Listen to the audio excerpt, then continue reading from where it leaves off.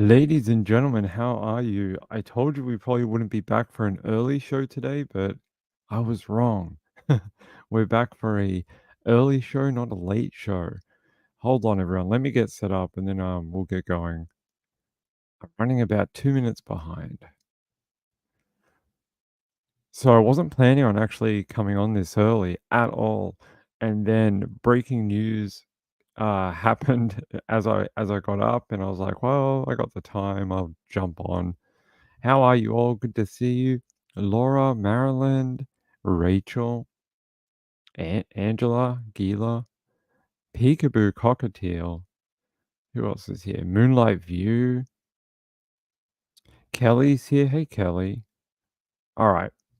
So the reason I jumped on very, very, you know, sort of last second, not often do I get to mix my favorite sports team, which is the 49ers, with Ricky Pearsall here. I'll talk about it in a second. Plus true crime, that never happens. But this news broke in the last, hour that our first round pick, who we chose this year in the draft, his name is Ricky Pearsall, he'd been shot in San Francisco. And I read it and it took me a couple of minutes to keep reading. I was like, is this real? Like he actually like someone shot him? Apparently this is true. He's in okay condition. The wound is considered a through and through type of bullet wound. And I got an update just before we went on the air from Kristen Moran Keller saying 49ers wide receiver Ricky Pearsall is stable and gave a report to police. He was shot through his arm. See, originally we had a report that he was shot in his chest, but no, he was shot through his arm. It's called a through and through. Confirmed Pearsall is okay. The suspect appeared to have been shot through the chest.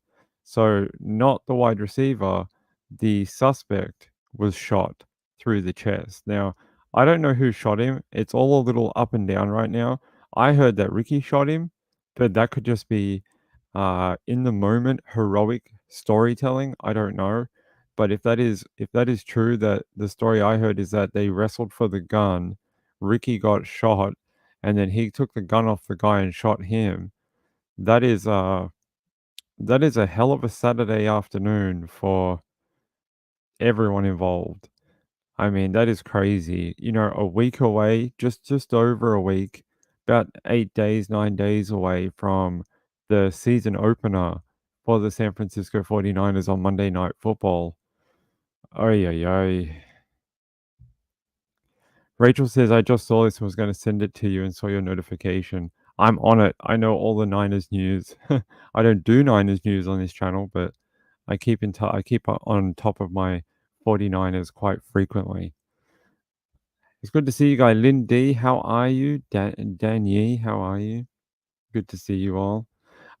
Yeah, let me see if I can find. There was a little video from the scene. It just didn't look like much. There was a whole bunch of like shoes and medical stuff just everywhere. Looked like two people got into a fight about something. Let me see if I can find that video for you. So this is a video. This is not the original poster, unfortunately. I think it was NBC News or something like that. Hey, what's up? Okay. Yeah, there you go. There's the sort of scene of whatever was going on. You see some shoes on the ground, different ones, and some evidence markers. I'm glad he's all right. That would have been a really tragic tale had our first round pick been any more injured than he is. I think that would have been just a horrible story. It's a horrible story anyway. Anyone that gets shot just going to, from what I understand, he was going to a signing event. And I mean, just going about your business, trying to get to your commitments or whatever, and you have to fight a dude for a gun, and then you get shot, and then you shoot him. I mean, terrible. It says here the San Francisco's rookie Ricky Pearsall, was shot during a robbery. A robbery? What is a robbery ping? A robbery incident in the city's Union Square, according to police. He's now in a stable condition, and the suspect is in custody. They're saying here, spokesperson for the San Francisco police and the 49ers did not immediately respond to the Daily Mail's request for comment. But there's a photo of him if you've never seen him before. There you go. Hey DJ, how are you? Hey Legal Hunting, good to see you.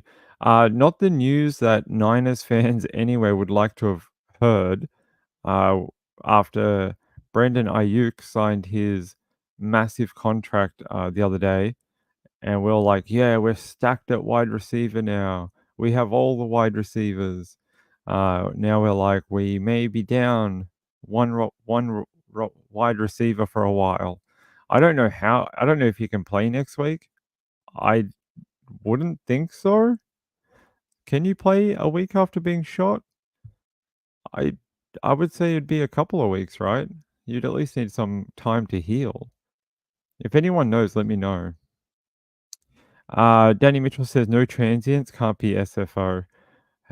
They have a bad issue with violent crime. There's been a CEO of a company that was killed.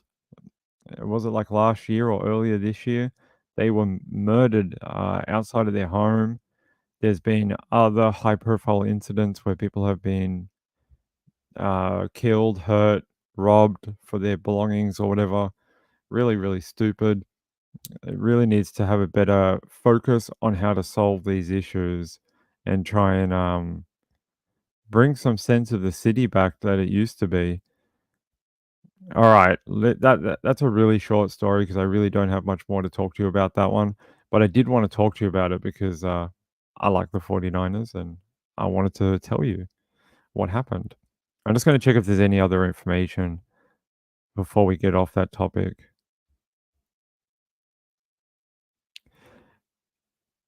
Yeah, so the latest information I have is that yeah, he wasn't shot in the chest, he was shot through the arm, and that the suspect was shot in the chest, not Ricky. So there you go.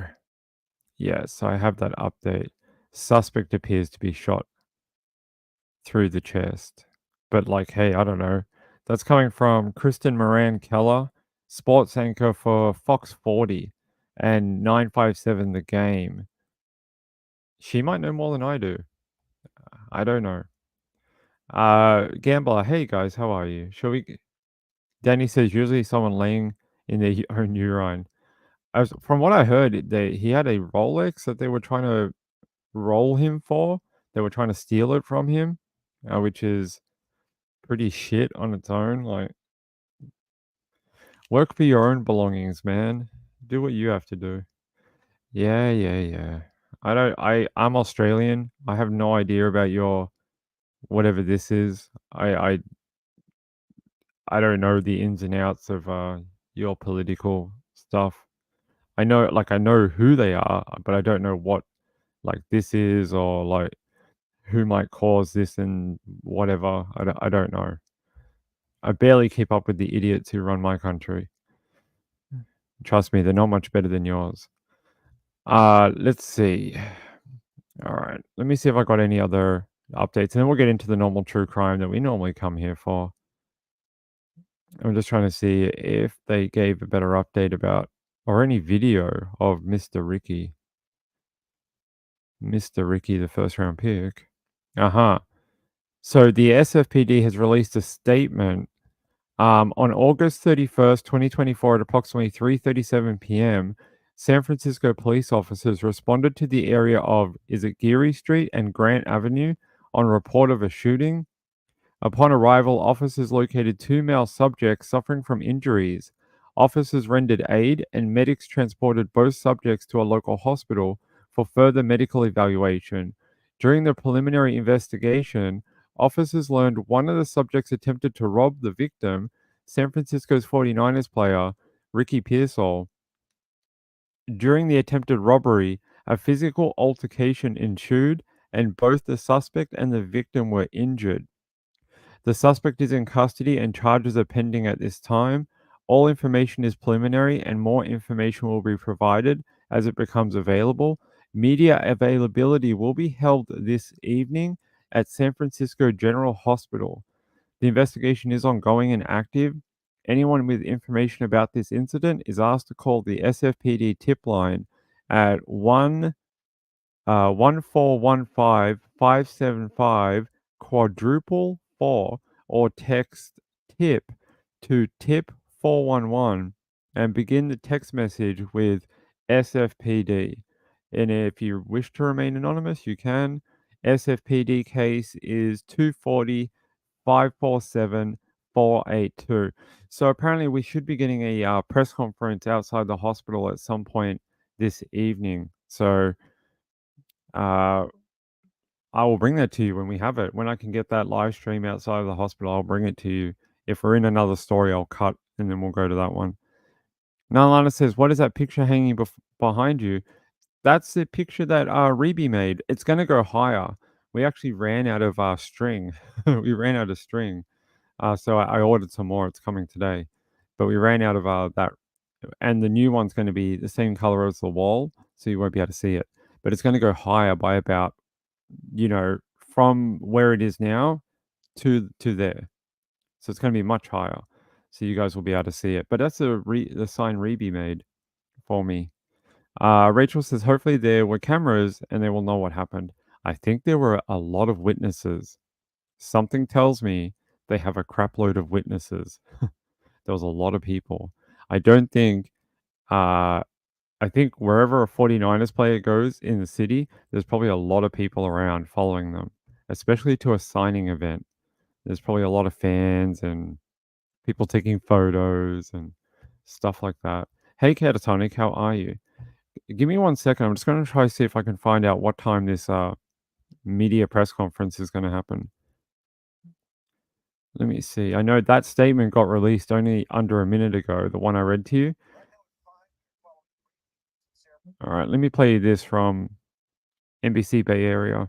Right now at 5, we are following breaking news in San Francisco. 49ers rookie receiver Ricky Pearsall was shot this afternoon. Here's what we know right now. Supervisor Aaron Peskin's office confirms Pearsall was shot during an attempted robbery in Union Square, right there in the middle of San Francisco. Peskin's office says Pearsall's in stable condition. A suspect is in custody. We've got calls out to San Francisco PD and the 49ers who have not yet confirmed that shooting. We also have a crew headed to the scene as we work to learn more information. Pearsall is an Arizona native who played in his home state as well as in Florida. He was a 49ers first-round draft pick and was signed this summer. We're going to bring you the latest updates as we get them on our website, nbcbayarea.com. Courtesy of nbcbayarea.com.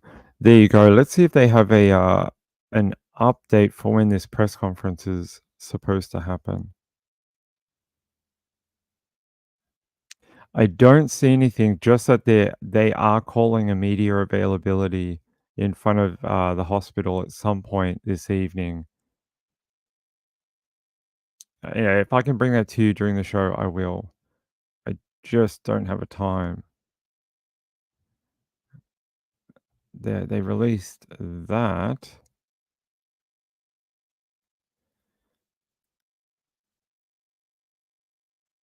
No, I don't have a time, unfortunately. I'm sure it'll go on every news channel as soon as it gets released. I'm sure it will. Let's see. I'm just checking one more article. No, no time yet. When I get it, I'll bring it. Marylander says he was lucky he didn't get killed. The original story I heard is that he got shot in the chest, and everyone was like freaking out that one had either hit some sort of internal organs or, God forbid if it was like 2 inches the other way, he would have died. I mean, we don't need any more tragic stories in sport. We've had enough of them. Like, there's been heaps of them. I could read you 40 of them today, and we don't need any more. This is already bad that he was even shot at all. What? Laura Thomas says, I called about a bus, found one for $1,200 to $1,500. I have no idea what you're talking about. Rachel says people probably there hours before the signing. Probably. These signing events that are done with players tend to attract a lot of people because they all want to get their helmets signed or shirts or jerseys, whatever.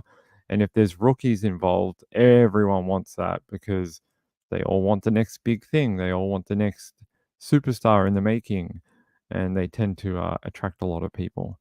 So I'm guessing there's probably some witnesses that can describe what happened because they seem to figure it out pretty quickly at the hospital who did what, especially with two people with the gunshot injury. Okay, I'll bring it to you when that press conference goes live. I'll put it up on the screen.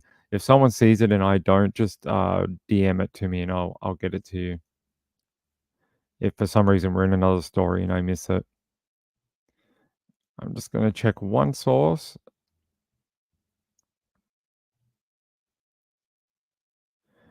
Okay. Yeah, no, that statement I read you just before, that's the latest information directly from SFPD. But they don't give a time. They just say media availability will be held this evening at San Francisco General Hospital. They have to give some time for media to get there and set up and get crap done. So it might be better. It's better you don't know. Ugh, I don't want to know what you guys are talking about. Is it some sort of like sex party bus? That would be interesting. Is that what you guys are gonna do?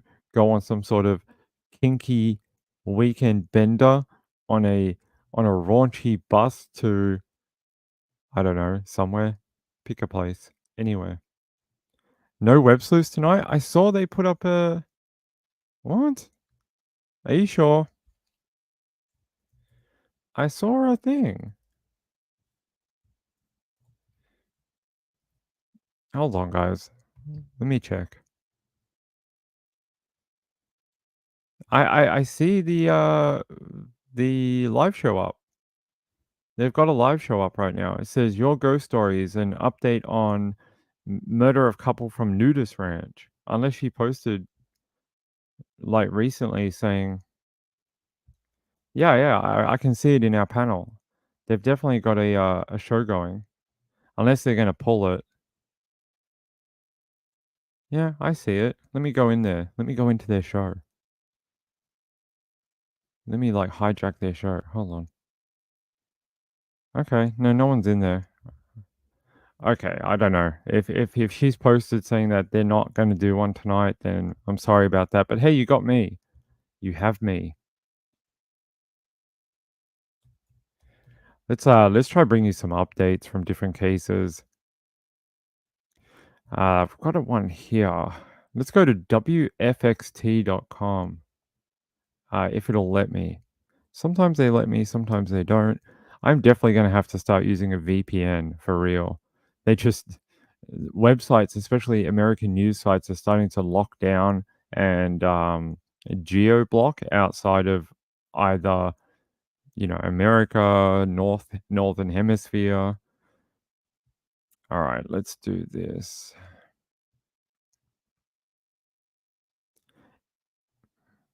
Let's go to Mass Live instead, if they'll let me do it. Otherwise, I'll have to unpaywall the story. They said here, a mother and daughter killed in a stabbing at an apartment on Saturday were remembered in their obituary as best friends. That's nice. Well, not nice that they died, but nice that they were remembered as best friends. Sergio Acosta, 76, and Anna Maria, 58, were found with puncture wounds in Webster Square Towers apartments at 1060 Main Street on Saturday. Police say William Rodriguez, who was in a relationship with Martinez, killed both women. Rodriguez was arrested in New York City on Thursday. Okay, I want to know more background about this. Hold on, let me find.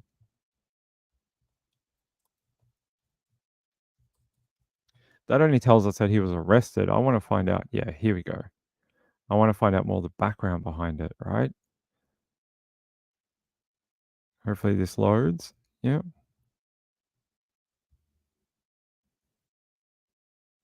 Come on, NBC. We have an update for you out of Worcester. The search for a person of interest in the deadly stabbing of a mother and daughter has come to an end. Police arrested William Rodriguez in New York City earlier this afternoon, and tonight the family of the victims, spoke to our Solange Sosa from our sister station Telemundo. She has how they're reacting. I called my mom immediately and I told her they caught him, Mom. Genesis Barrios, niece and granddaughter of the victims, says a huge weight was lifted off her family's shoulders. It was so indescribable. I was so happy because I said, finally, my aunt and my grandma will get justice. 59-year-old William Rodriguez was arrested in New York City in connection with the deaths of Sergi Acosta and her daughter Ana Maria Martinez over the weekend. Police believe one of the victims had a relationship with Rodriguez. The family tells us that they were not aware of the extent of their relationship or Rodriguez's past, and wish those that knew in the community came forward. Rodriguez has served time behind bars for murdering his wife 20 years ago. I wish they would have just said something to us, to my mom and I. My mom and I were completely blindsided. If we knew, we would have probably gotten help from the cops and taken my aunt away, far away. Genesis tells us the news of Rodriguez's arrest feels bittersweet because this doesn't bring their loved ones back, but they can now start the grieving and healing process. Hopefully William is put away for a very long time, if not forever. In Worcester, Solange Sosa, NBC 10.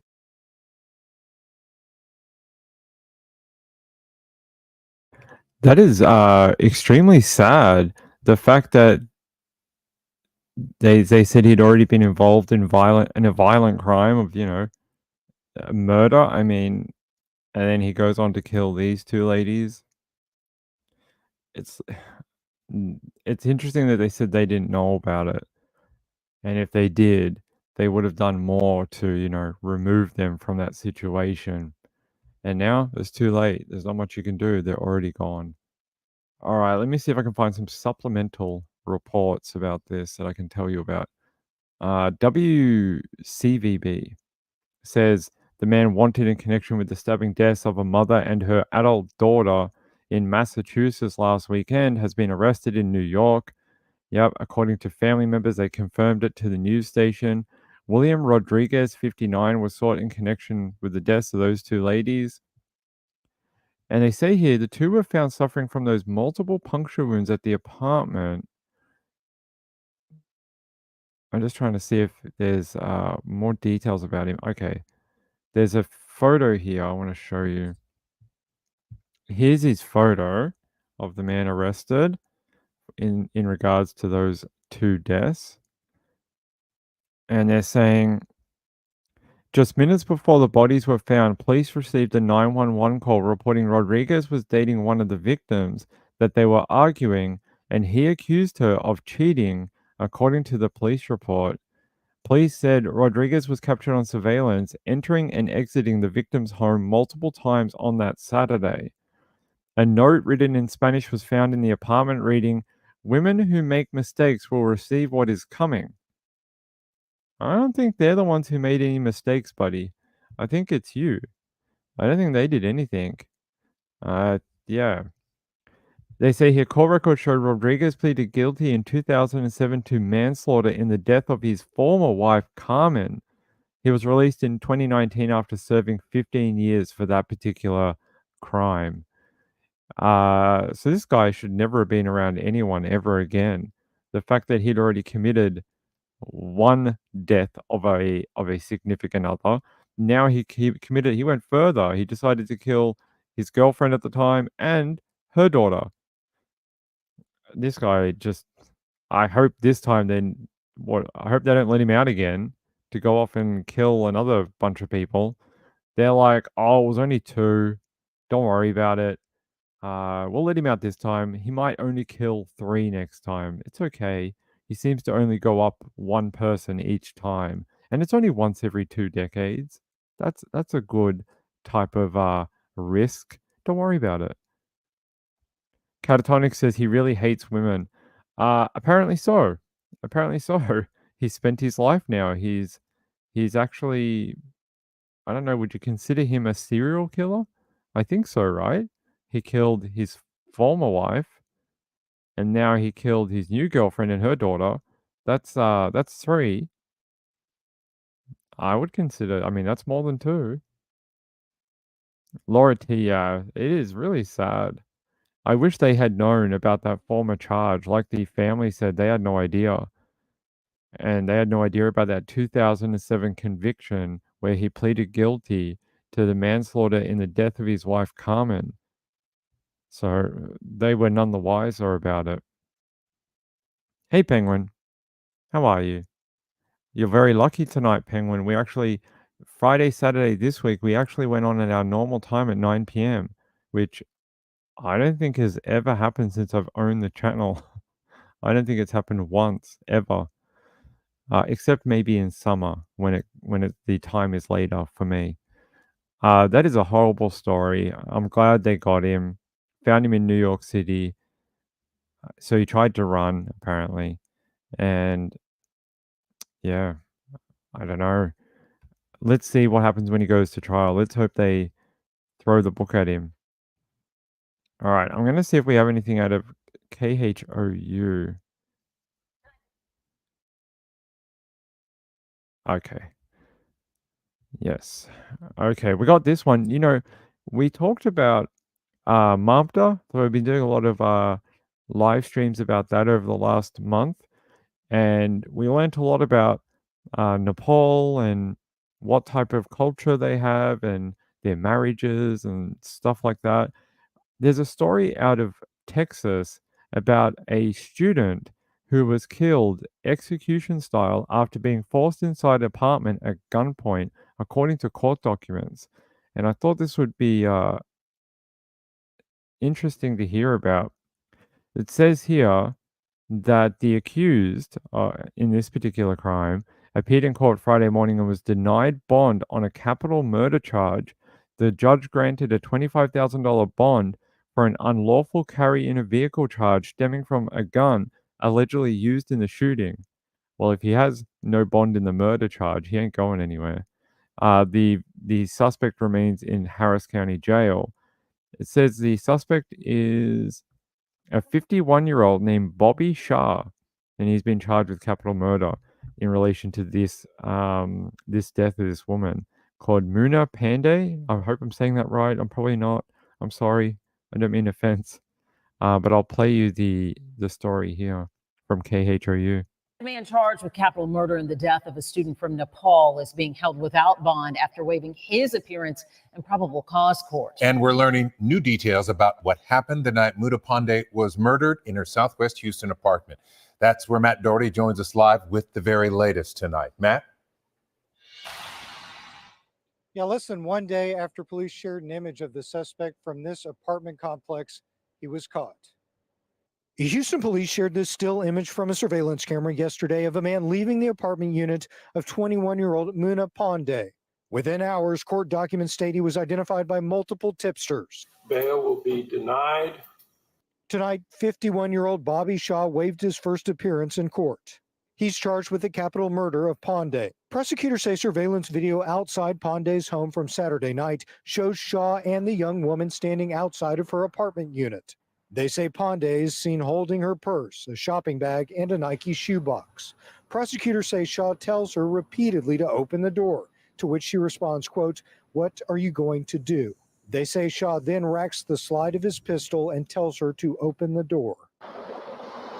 The owner of this cell phone store says Pandey was one of his employees. He said he had been texting her about her schedule, but then she quit responding. On Monday, police say they received an anonymous call telling them there was a body inside of her apartment unit. Once inside, prosecutors say police found her body. Muna Pandey had been shot 4 times, 3 times in the torso, and a 4th time in the back of her head. Execution style, an officer stated. Prosecutors say the video shows Shah leaving after that. They believe he took her cell phone with him. According to court documents, Pandey once worked at this restaurant on Hillcroft. The documents state that Shah was a frequent customer there, and his identity was confirmed by one of the restaurant's owners. Prosecutors state they got another tip from a woman who identified Shah as the man in the surveillance photo. The woman claims she first met Shah in 2012 after connecting with him through a sugar daddy website. Ponde came to Houston to attend HCC. We're told her mother is on her way here tonight. Back to you.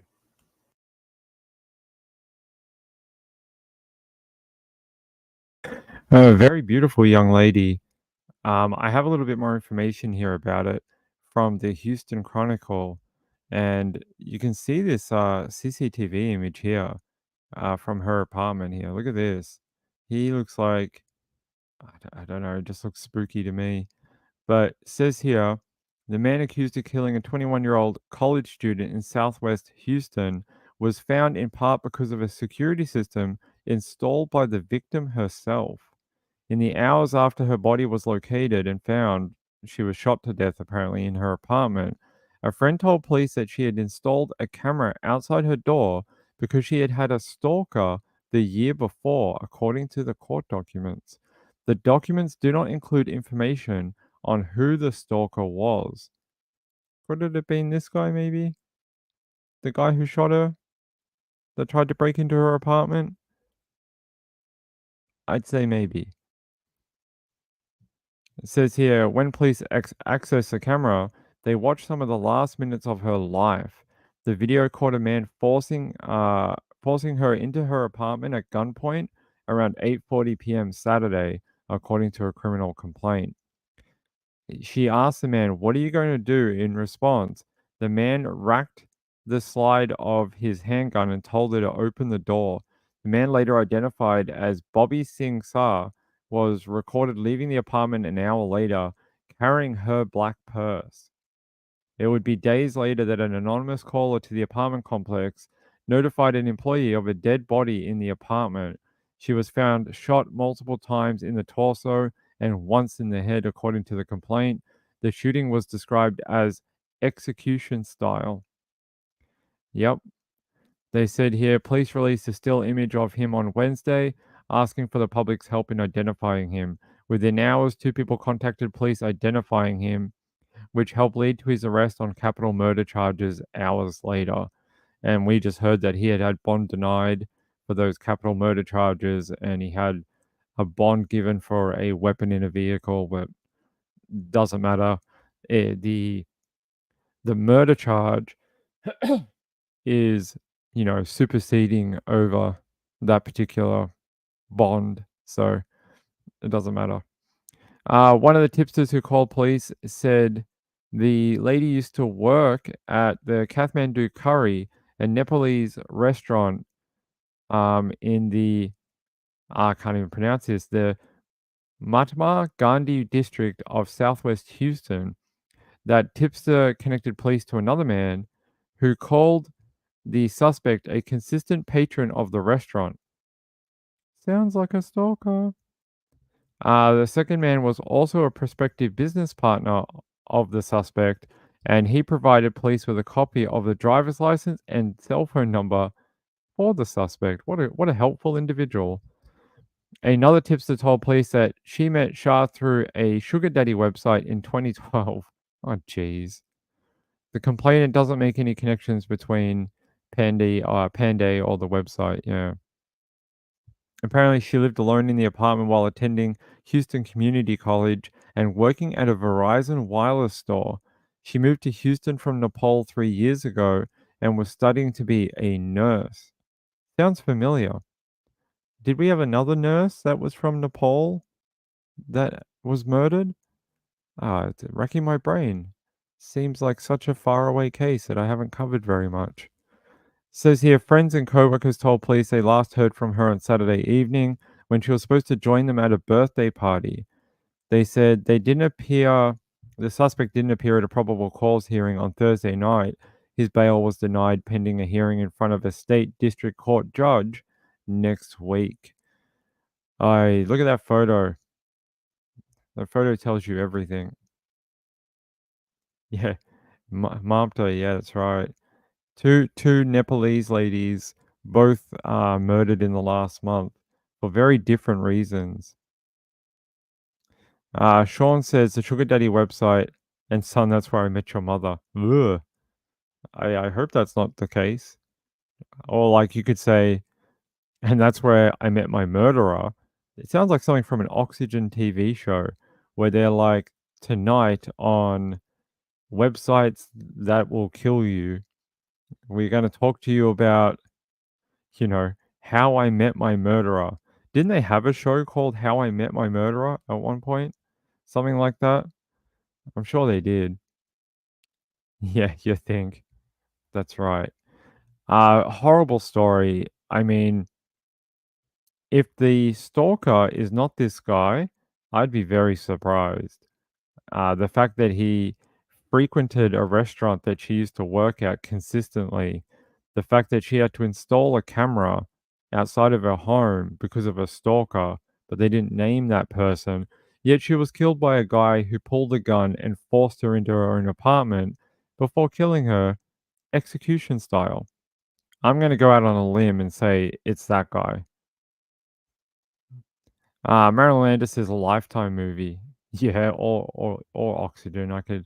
Hold on. I'm sure they did do that show. Hold on.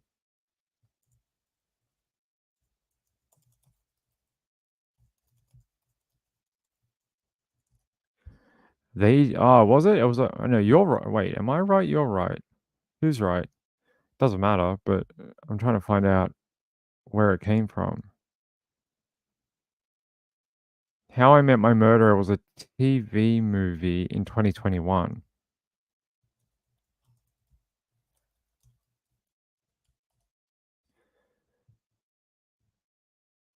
Maybe it's called something else on Oxygen, but they've had all those type of. No, the one I'm thinking of is How I Caught My Killer. Semantics, semantics. The one I'm thinking of is this one here, How I Caught My Killer. That's on Hulu. But yeah, they've done a bunch of these type of shows where stuff like that. Who's sick COVID? You can't just say that in the chat, Juicy Jules. Who is sick? Yeah, we talked about Ricky before. I'm gonna just check if there is a press conference happening. Hold on. Someone just told me that it may be starting. Hold on. Was that a video of a press conference? Oh wow! Apparently, there's footage of Ricky Pearsall getting help to an ambulance. Jeez, this is coming from people on Twitter. I don't know who the original source was. Zach Sauce or SOS, reporter for KTVU. Let me see if I can show you that.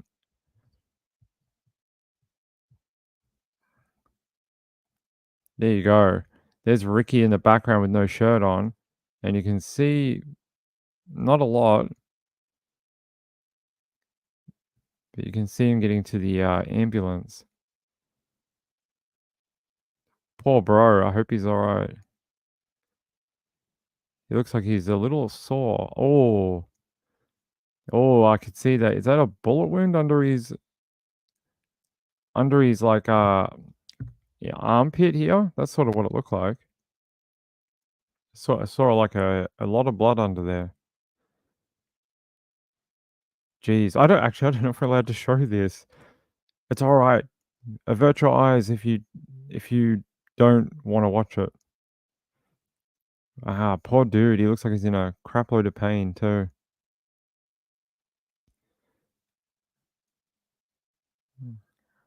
I don't think he was expecting that's what his day was going to be like. I really think he was hoping for a different day than that.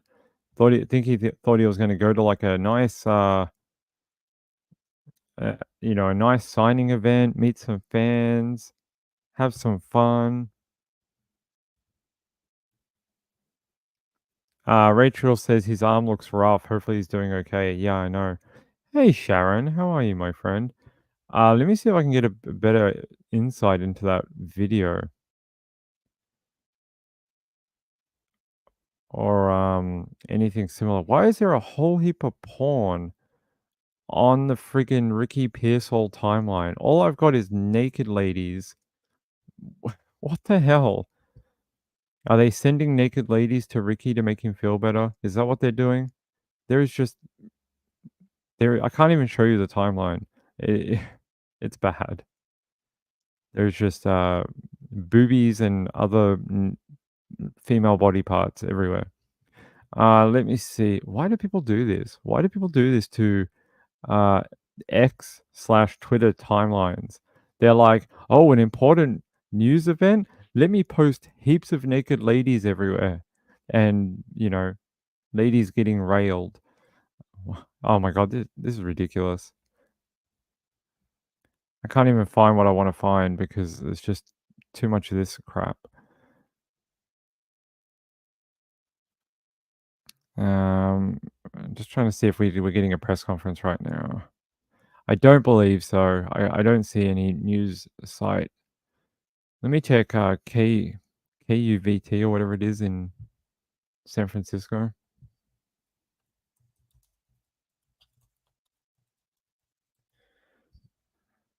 Oh, we can check KGO as well. Yeah. We are following breaking news at this hour in San Francisco, where 49ers first round draft pick Ricky Pearsall has been shot. We are just learning this information. The mayor just tweeted about this.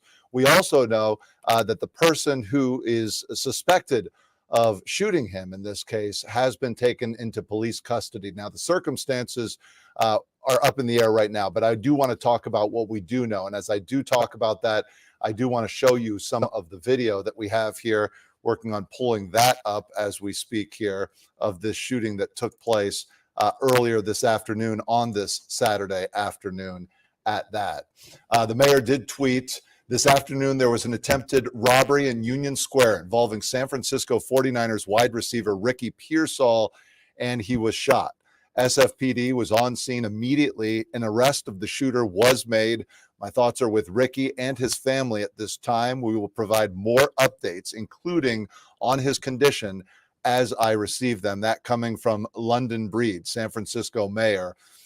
We talk about Ricky Pearsall. This is somebody who is just 23 years old, somebody whose birthday is a week away in early September, where he'll turn 34 or 24 at that, and somebody that the Niners are pretty excited about.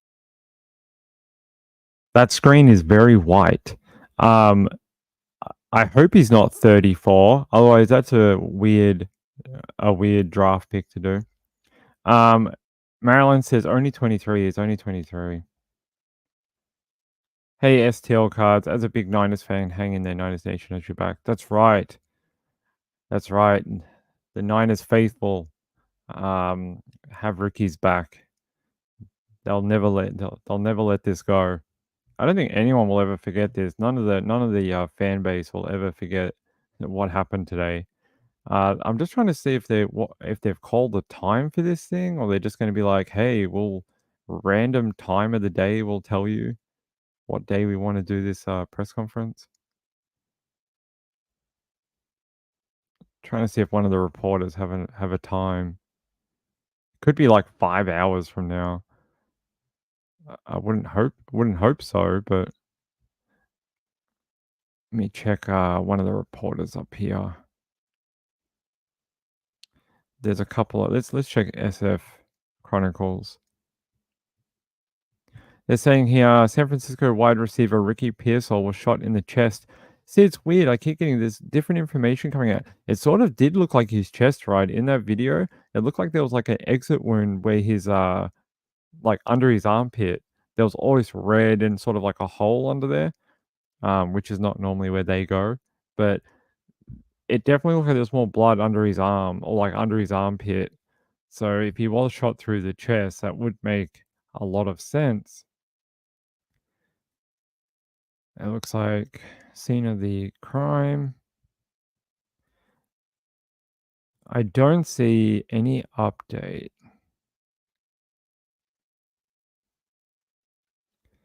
Yeah, I don't know what's going on with the misinformation, but often when you get a breaking news story like this, details are always a little all over the place. One person will say chest, one person will say arm. We'll find out later he got shot in the armpit, and that's how people got confused between arm and chest and blah, blah, blah. More details will come out, I'm sure. They said here, San Francisco police confirmed Pearsall was shot in the chest. So I'm going to go with what the San Francisco PD are saying rather than a random sports reporter on Twitter. The police are actually there. The sports reporter is not. And I will go with what they said in the statement. And it says, Board of Supervisors President Aaron Peskin said he received a briefing from police captain who told him that Pearsall was shot in the chest and fought back. He wasn't having any of it, the captain told Peskin. The robber was wounded in the scuffle, presumably with his own weapon. What a baller. He's like, you shot me? Give me the gun and I'm going to shoot you. What a he's going to have, he's going to have all the street cred in the entire locker room of San Francisco. No one's going to be able to say they can mess with Ricky. He's going to be like, dude, I shot a guy and I got shot. And I lived. He's going to be the toughest guy in the locker room. They said, sadly, gun violence happens all over America, but when we have one instance of gun violence in Union Square, it gets all the attention. It is horrible, it is tragic, it is frightening, but it is rare. When you have a CEO of like a Fortune 500 company get killed outside of their door, I'm going to go out on a limb and say not that rare. NBC Bay Area reported that Pearsall is in a stable condition in hospital. It's not known whether the athlete was recognized or targeted by the suspect.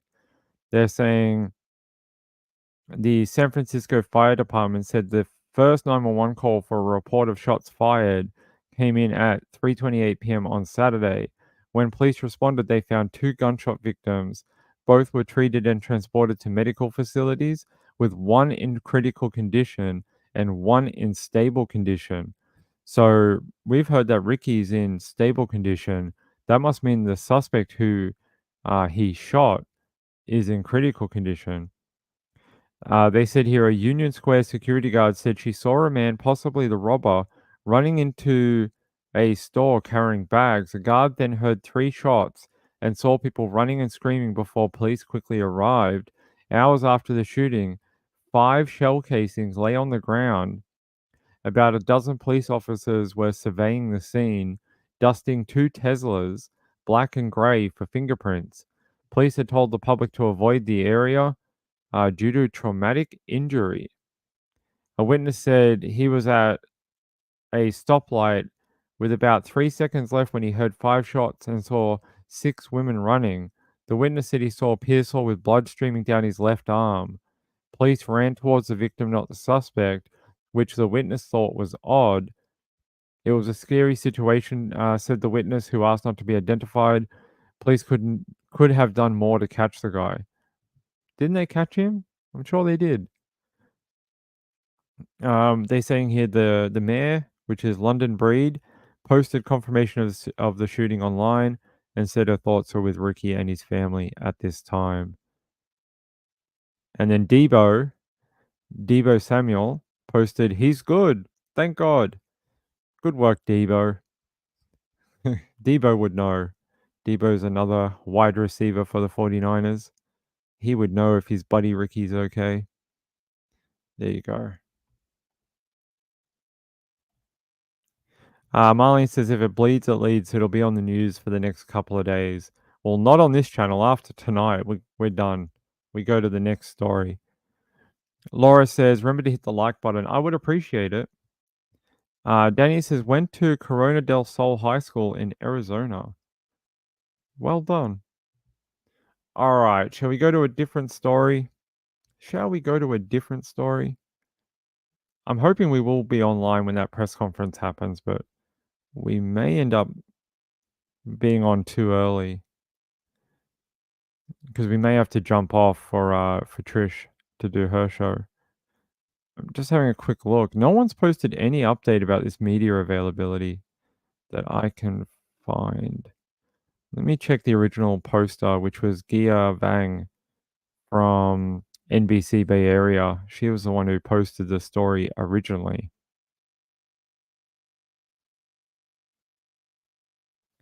Yeah, she confirms that the suspected robber was shot with his own weapon. Interesting. Okay. All right. All right.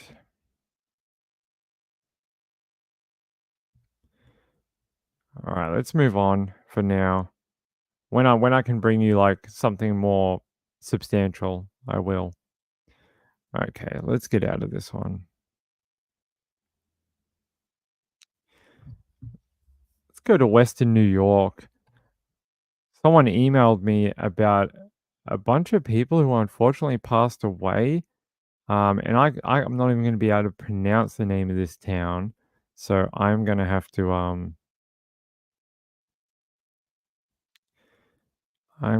to hear it before I can say it. Wait, hold on a second. Police chief with the police department speaks on homicide investigation. All right, so it is a homicide investigation. It says here, and I wish I could find a video of it. I might not be able to. It says several people were found dead inside a home after crews were called to a reported fire. The investigation began Saturday morning around 5:30 at Knapp Avenue House. Firefighters met with flames once on scene, were quickly able to get it under control. Several people were found dead inside the aftermath. It's not clear how many people were found.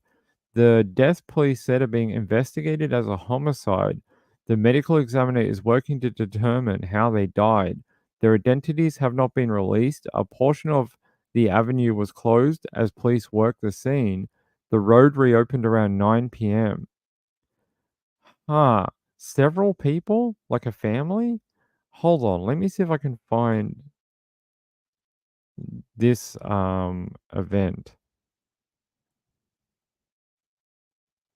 See if I can find a photo of it. Yeah, here we go. 3 hours ago from WROC News.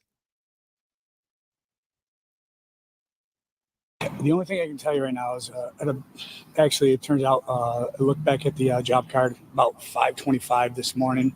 We got a phone call or 911 call for fire inside the location. As officers responded, they responded with the Irondequoit Fire Department, Point Pleasant Fire Department, and St. Paul Fire Department. Quickly, we were able to douse the flames inside the house. As we were searching the house after it was safe, we found several individuals inside the house that were obviously deceased. I can't release any of the details of the condition of the individuals inside right now. We're going to have to wait for the medical examiners to actually determine the exact cause. But yes, we will be treating this as a homicide scene. Just because of the sensitivity of what's going on, and we haven't really notified all of the family members right now, so we just want to make sure that we're sensitive to their needs right now. So, but I can confirm that this will be a homicide investigation. I can't give you the exact number of people because it's just sensitive information right now. But as I am, once we get that information and I can release it to you, we'll do that for you. So we've been here since, like I said, early 5:30 o'clock this morning. We will be here as long as it takes. We're going systematically through the house. Our technicians are working from the top to bottom to be able to collect all the evidence inside there. There is a lot. We're working in conjunction with the Monroe County Fire Bureau, and we also have New York State fire investigators, arson investigators here. So working hand in hand with them to try and make sure, determine that we have all of our bases covered. What would you like to say to neighbors who've been having to, witness this stuff on their phones? We've talked to a lot of them while we've been out here. They've actually been quite helpful to us. They know that the family that lives there has been, they're wonderful people, very nice. I hate to use the term. I said it before. I don't hate to use the term. It's an isolated incident, but this was not a random act. Everybody knows that it's going to be there's no fear for their safety. It sounds like from those details there was a family living at that address. That is really sad if that is like an entire family wiped out. The Thoris, look down here. The Thoris, coffee for Mr. and Mrs. Ping, a mouse for our Knights with Ping mascot Muffin. He's sleeping over there right now. I will get him a mouse for you. But thank you. That is very sweet of you for supporting the channel. I do appreciate it. The people who support this channel are some of the kindest people, and it's great to hear from you, the Thoros. I hope you're doing better. I really do. I hope the drier weather over the summer has been helping you out, and you're not as under the weather as you were recently. I hope it's getting better for you, my friend. Thank you for the super chat. I really, really am thankful. This story is really sad, and it's odd that they won't release any details about who might have been in that home, except they dropped a couple of hints in that press conference. Let me have a look here. The police stated that while searching the area, they found multiple deceased inside the home. They are now treating the incident as a homicide. Police are still waiting for the medical examiner to determine the cause of death, and they have not released any names or the number of individuals found in the home. When you use a word like several says to me like more than 7 people, because several, it's a bunch of people. That is a very awkward and tragic scene for police to have to go to, right? Imagine going into that home, you're fighting a fire, and then you find out that there's all these different humans that have died in this location, and you're having to step over them, find them. I mean, must be like a horror movie for those firefighters. Laurie says no notification. I'm sorry. I thought a notification did go out. Did you guys get a notification? Put your hands up. Karen Canada said, "It's bizarre they're not giving us a number." Yeah. Maybe they don't fully know. Maybe people weren't found complete, if that's the nicest way to put it. Maybe people weren't found complete, and they don't know who is what and how many people. That could be true. Maybe the extent of the fire makes identification very hard. Rachel said she got a notification. The YouTube notification system is very wonky. Sometimes it works and everyone gets one. Sometimes it doesn't and no one gets one. And then sometimes some people get one and others don't. It never works 100%. All right, let me play the last minute of this. We'll be here all night. Even after we're done breaking down the scene, we're going to make sure that we have marked police presence, just so the neighbors can kind of feel a little bit of safety for the rest of the night. And then obviously we'll make sure that we're keeping an eye on this location for quite a while. Yeah. Was the initial call for a fire? Yes. Yeah. Was that made by one of the neighbors? Yeah, actually, one of the neighbors, I think they were up at the time, and they must have smelled the smoke, and saw a little bit of smoke coming out of the doors or windows right there. So, yeah. So quickly, the Irondequoit fire was here. Irondequoit and St. Paul fire were here very quick. Still, there's a lot of soot and fire damage inside the house, but sifting through everything, and yeah. How big was the fire? I can tell that the structure is still standing at least. Yeah, there was fire all the way from the basement and on each floor. So that's about all I can tell you right now. But there's a lot of smoke damage all throughout. Yeah. All right, guys, we got our latest update. Sorry, the bearded guy you see on the screen is a 49er YouTuber. He's a nice guy. He's a good guy. He has his own channel. It's SF. What is he?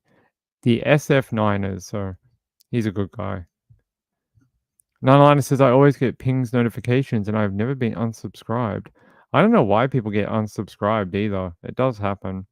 So I looked up the meaning. If it was like 2 or 3 people, wouldn't you use the word a few? Like they went into the building and they found a few bodies. When I think several, I think more like 5 or 7, 6, that type of thing. if it was like 2 or 3 people, I would have used the word a few, but I don't know. English is complicated. So English is depends on where you come from. Penguin says I never get notifications. Really? That's very odd. More than a few. Something like that, yeah. Well, it's an interpretation of the English language. Someone could have an entire YouTube channel. There probably is. Someone probably does have that channel. Okay, that is a very sad story. I hope we find out more, but it sort of sounds like there might have been a family who lived at that address. Now we just have to find out, how did they die? And is the person who did it to them, were they in the home or are they not there? And are we looking for someone who would burn down a home with a bunch of people that they already killed?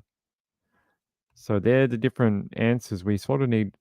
They're the questions we need answers to, because they're two very different situations, right? If the person who was responsible is in the home, then there's not a ton you can do with the investigation. Not many people you can go and, round up and charge and bring to court. But if the person who did this is not in that home, then we have a completely different situation where there has to be like appeals and manhunts and requests for information and video cameras. Care in Canada says, my husband just walked through the room and heard we're talking about several bodies. He said, several? I like your husband, see? Me and him are on the same page. We can be friends. Me and your husband, we can be buddies. Other people, no. Just me and him. All right, hold on, guys. My back is killing me. Hold on a second.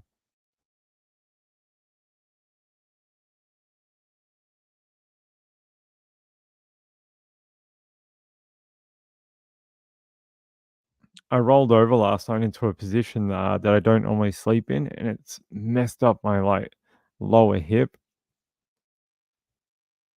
He said the same thing about you. That's right. See, one of these right there.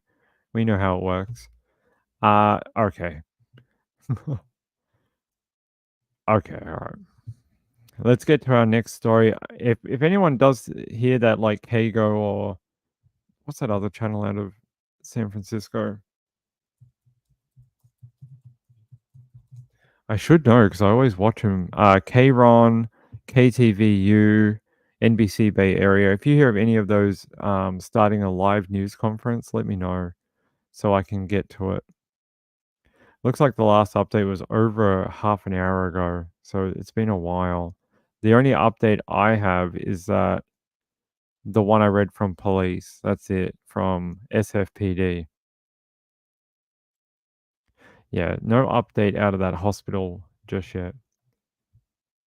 James Avery said, try yoga. Maybe I could try that.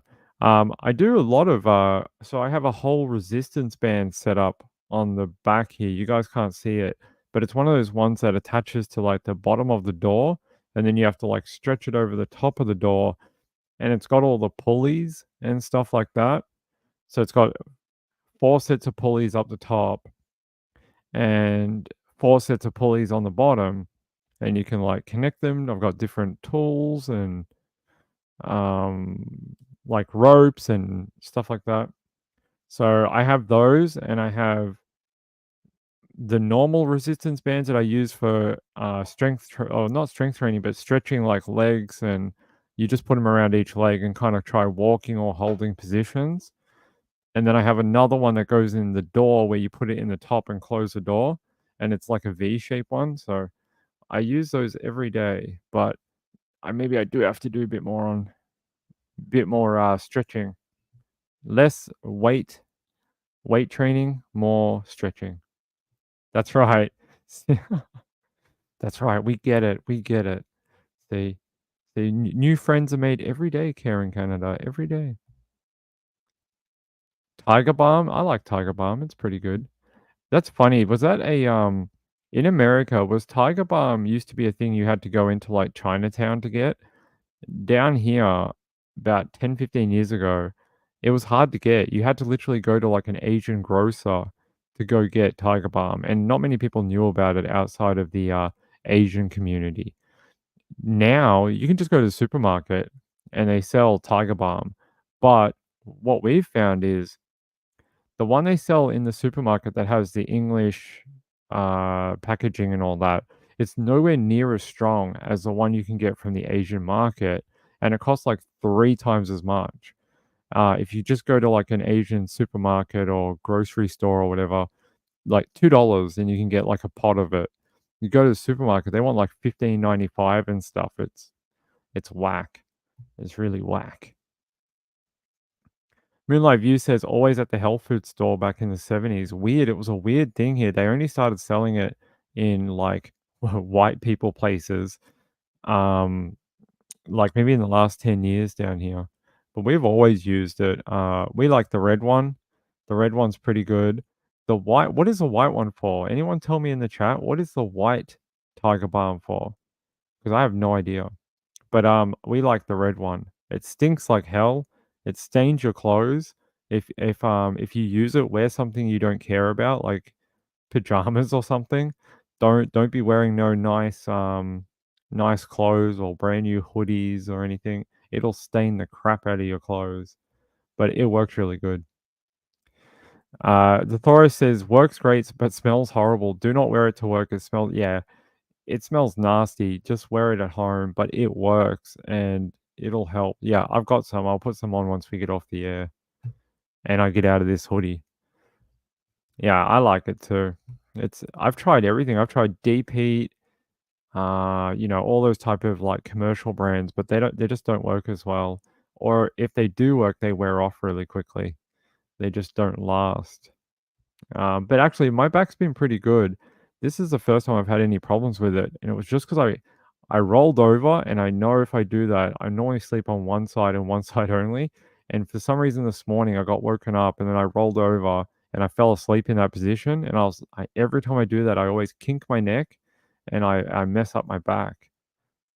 And very silly. I shouldn't do that. Angela says my dad used it when he was in the army in Singapore many years ago. You can get it cheap here too. Interesting.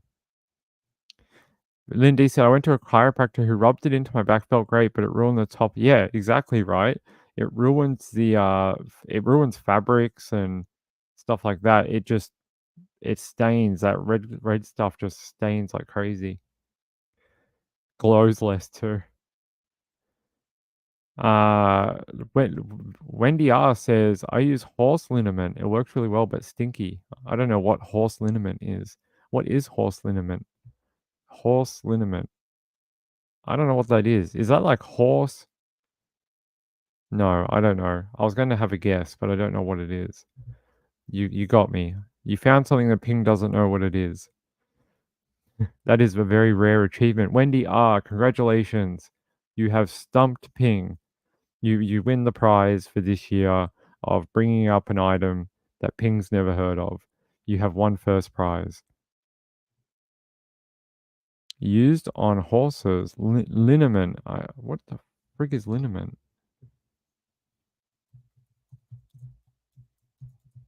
You can tell who the city boy is. Horse liniment is a topical medication that contains naturally soothing ingredients like menthol and herbal extracts. But after you use it, Wendy, do you have a strange liking for carrots and hay? You let me know.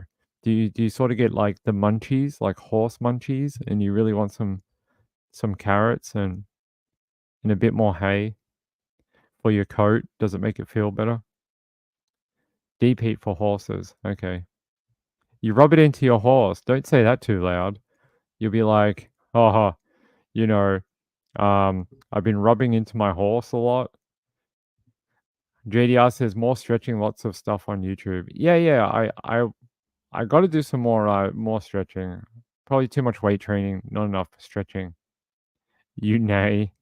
All right. People will be like, this channel's crap. All they do is talk rubbish for like 5 hours.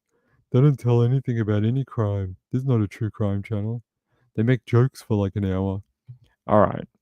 Let's no, I don't want to do any child. I had one that was like a child case. I don't want to do any child case.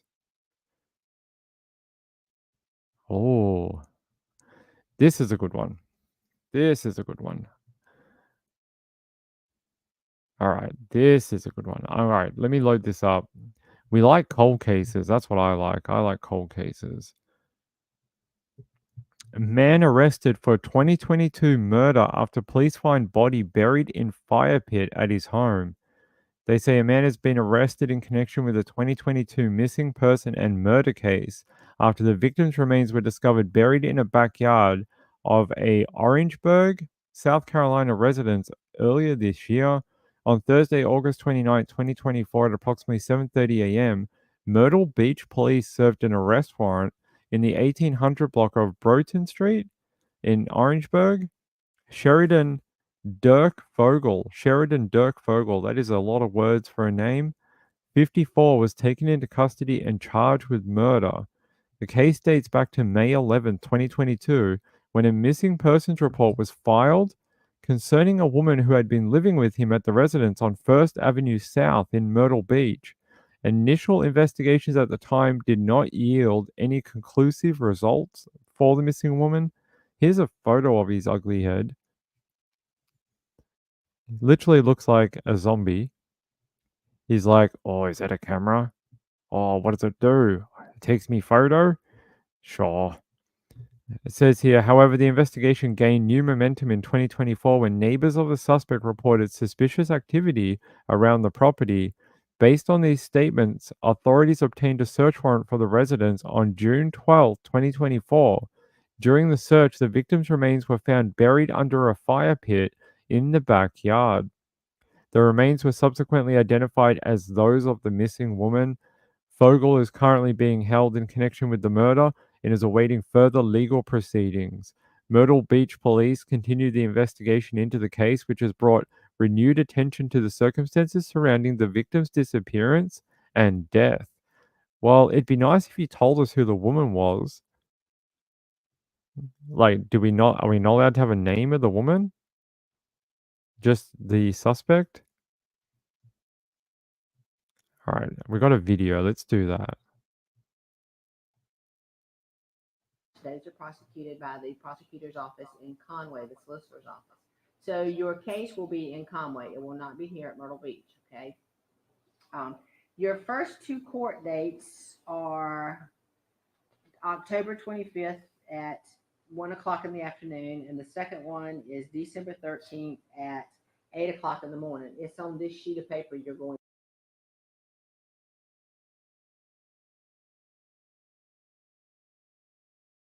I was hoping it was going to tell us more about the woman who literally he murdered.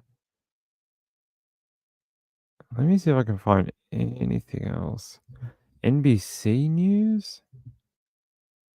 No, that has the same information.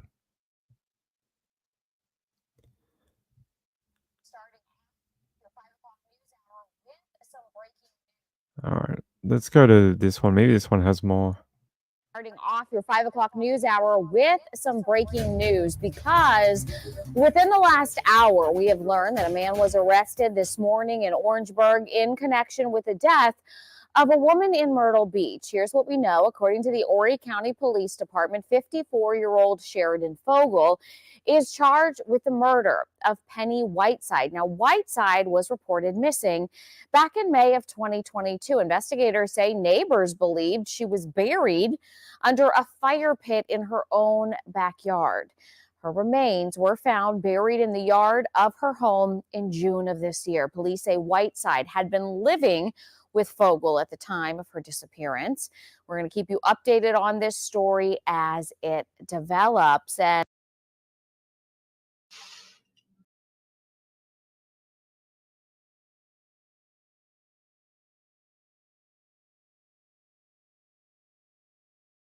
You know, these media agencies do a terrible job. Why write an entire article yet you don't even name the victim in the entire thing? How silly. And you don't even give a photo, you don't say who it is, you don't say the background to it. You're just like, oh yeah, we arrested a dude for killing some lady. What was her name? I don't know. Just, you know, he buried her under a fire pit. What does she look like? I don't know. Did you write the article? Yeah. What'd you put in it? I don't know, just some stuff about the guy. too much chat GPT being going on with, people writing articles. I want to know more about the victim, not about the guy who did it. First of four, Myrtle Beach police say officers made an arrest today in the murder of a missing woman. That's The better. coroner's office revealed the victim is 51-year-old Penny Whiteside. They say Whiteside was first reported missing in May of 2022 while living at a home on First Avenue South. Police say during the investigation, witnesses told officers she might have been buried in her backyard. And this past June, police obtained a search warrant for the property where they found the remains.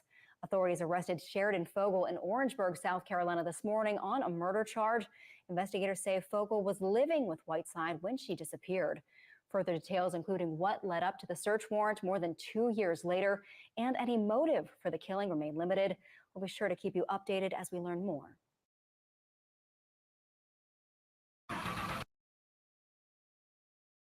Well, that was nice to see a photo of her. What a horrible story. Buried her in a fire pit. That's not a respectful place to put anyone, unless they liked barbecue, which I'm guessing that's not the case here. Wait, don't do that to me. Actually, I'll just do this. There we go.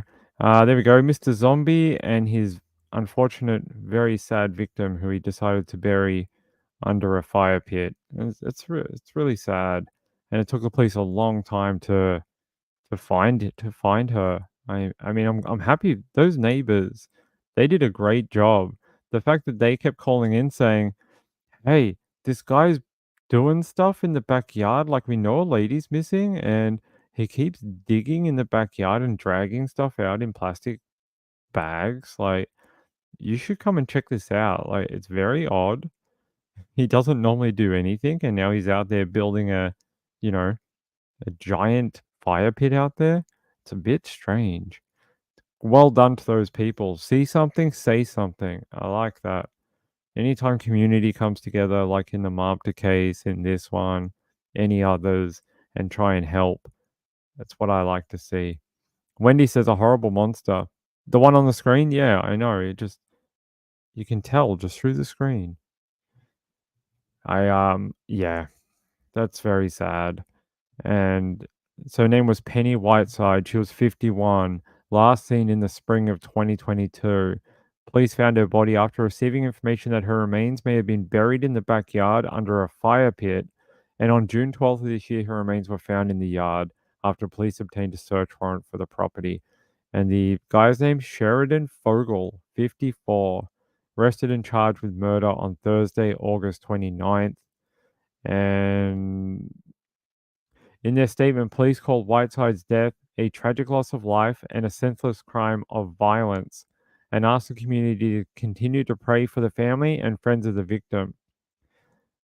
They're saying WBTW reported that Fogel is expected to appear in court for a bond hearing on Friday, August 30th. That's the court footage I played before.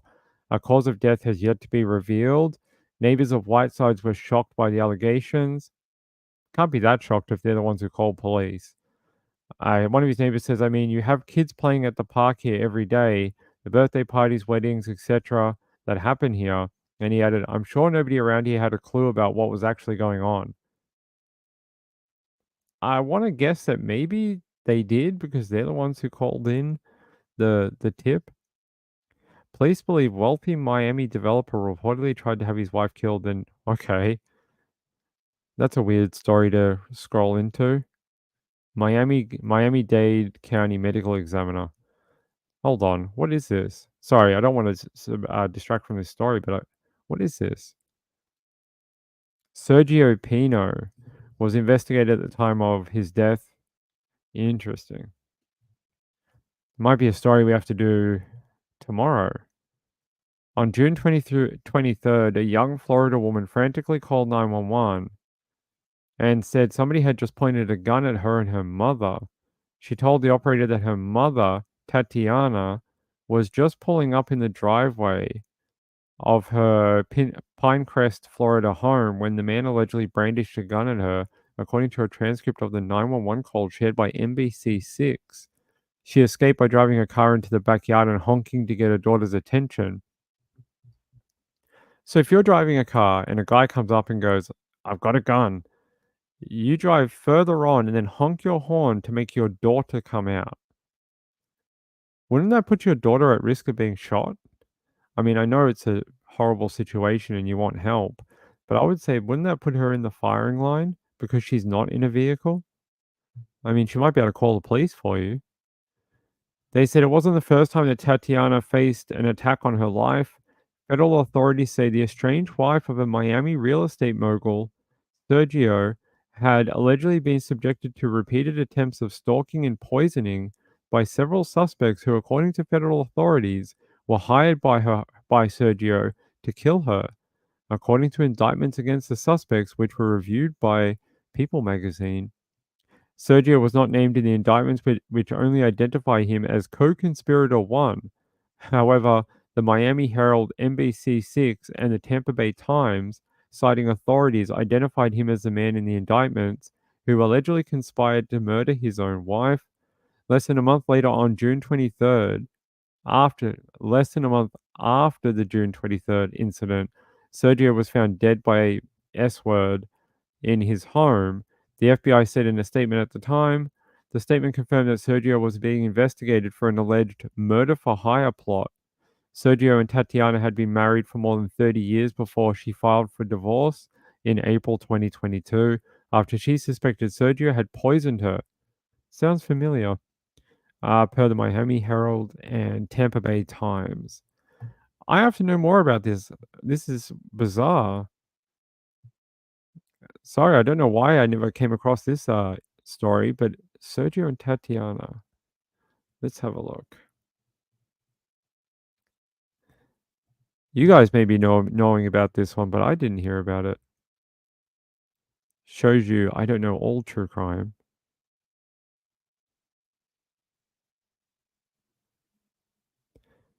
I'm trying to see. Okay. Let's go to NBC6. This might have to be the last. We're running out of time. This might have to be the last one for tonight.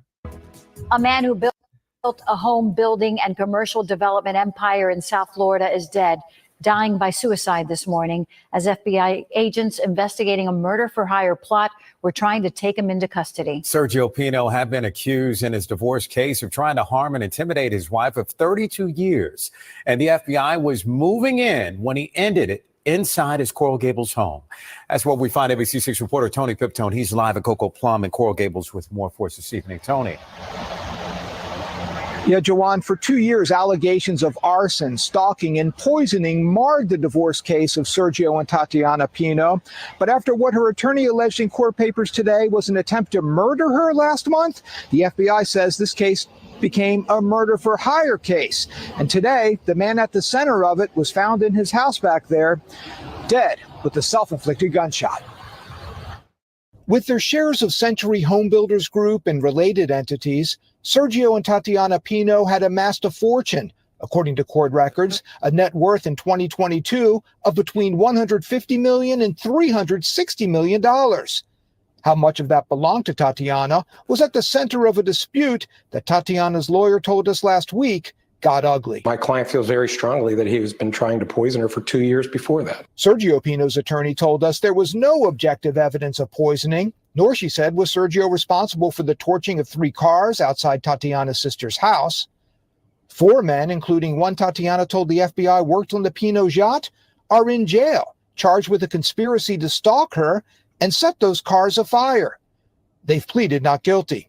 Today, at this house in Cutler Bay, a 5th man arrested by the FBI in its murder for hire investigation, as Tatiana's divorce court filing lodged the most serious allegation of all, a gunman attempting to murder her last month outside her Pinecrest home. All right, we're going to have to leave it there. We're running out of minutes in time. Trisha's going to go live very shortly. Let me just check how far they've got to go. Okay, yeah. So they're going live in about 5 minutes. So I'm going to start winding down the show. If I come back for a late show later on to do the Ricky Pearsall press conference after Trish is finished, I will continue with this story. I want to know more about Sergio and Tatiana. The fact that he ended up passing away and then she lived, right? That is a strange turn of events for someone who tried to remove her from this world for a couple of years. Seems like he tried everything, tried to poison her, tried to assassinate her, tried to do a billion different things to remove her from this world and keep his money. Their money. Sorry, their money. Oh, he wasn't doing anything? Of course not. Never. All right. I think we're going to have to wind down.